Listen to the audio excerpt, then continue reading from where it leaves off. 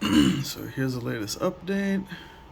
So that is a breadboard with a button, and it goes to the GPIO on the Pi. Alright. I'm using alligator clips because I don't have female jumpers.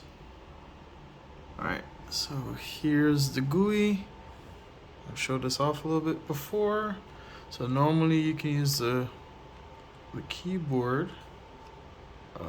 Let's see, I have to make sure.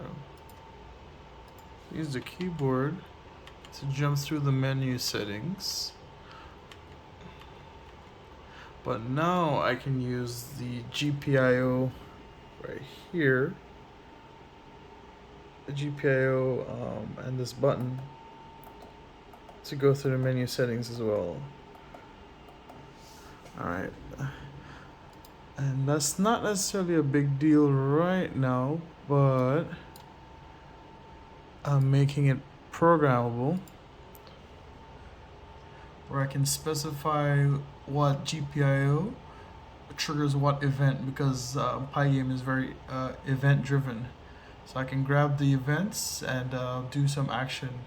So this way they can actually be reprogrammed. I'm gonna figure out the GUI for that eventually. So that's it for this update.